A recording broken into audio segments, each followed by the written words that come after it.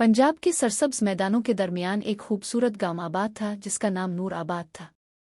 ये गांव अपनी ज़रख़ेज़ ज़मीन, लहलहाते खेतों, साफ हुआ ठंडी नहर और मोहब्बत करने वाले लोगों की वजह से दूर दूर तक मशहूर था। सुबह होते ही मस्जिद से अज़ान की आवाज़ पूरे गांव में गूंजती, परिंदे चहचहाने लगते और सूरज की पहली किरण शबनम से भीगी फसलों पर पड़कर ऐसा मंजर बनाती जैसे ज़मीन पर सोने की चादर बिछ गई हो।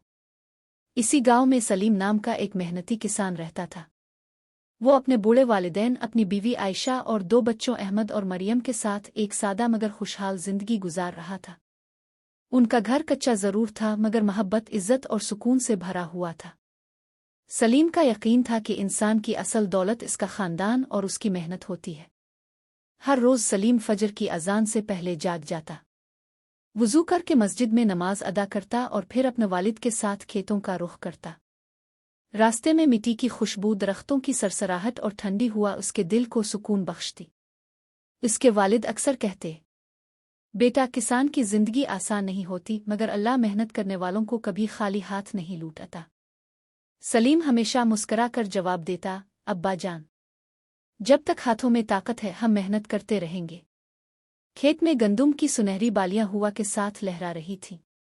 कहीं मकई के पौधे खड़े थे, कहीं सब्जियों की क्यारियां सब्ज रंग बखेर रही थीं। नहर का साफ पानी खेतों को सैराब कर रहा था। सलीम बड़ी मोहब्बत से हर फसल का ख्याल रखता था क्योंकि यही फसल उसके खानदान की रोजी थी। दूसरी तरफ घर में आयशा बच्चों को स्कूल के लिए तैयार कर रही थी। अहमद 5वीं जमात में पढ़ता था जबकि मरियम तीसरी जमात की ज़हीन तालिबा थी। सलीम की ख्वाहिश थी कि इसके बच्चे पढ़ लिख कर अच्छे इंसान बने मगर वो कभी उन्हें अपनी ज़मीन और गांव से मोहब्बत करना नहीं भूलने देता था।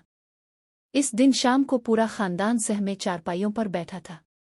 दादी बच्चों को पुराने ज़माने की कहानियां सुना रही थीं। दादा उन्हें सिखा रहे थे कि बड़ों का एहतराम और सच बोलना ज़िंदगी की सबसे बड़ी दौलत है। बच्चे बड़े शौक से हर बात सुन रहे थे। खाने के बाद सलीम अपने वालिद के साथ खेतों का चक्कर लगाने निकला। सूरज गुरूब हो रहा था और आसमान सुर्ख रंग में रंग चुका था। अचानक सलीम ने देखा कि गांव के चंद लोग एक जगह जमा होकर किसी बात पर परेशान दिखाई दे रहे हैं। वो करीब गया तो मालूम हुआ कि पहाड़ों की तरफ कई दिनों से मुसलसल बारिश हो रही है और नहर में पानी खतरनाक हद तक बढ़ने लगा है। बुजुर्गों को खदशा था कि अगर बारिश ना रुकी तो पानी खेतों तक पहुंच सकता है। सलीम ने आसमान की तरफ देखा। सिया बादल आहिस्ता आहिस्ता पूरे आसमान पर फैल रहे थे। ठंडी हुआ अब तेज झोंकों में बदल चुकी थी। इसे अपनी फसल, अपने घर और पूरे गांव की फिक्र होने लगी। इस रात सलीम देर तक जागता रहा। वो दुआ करता रहा कि अल्लाह ताला उसके गांव को हर आफत से महफूज रखे। मगर कुदरत ने शायद इस बहादुर किसान के लिए एक ऐसा इम्तिहान तैयार कर रखा था जो न सिर्फ उसकी मेहनत बल्कि इसके सब्र, हिम्मत और ईमान को भी आजमाने वाला था।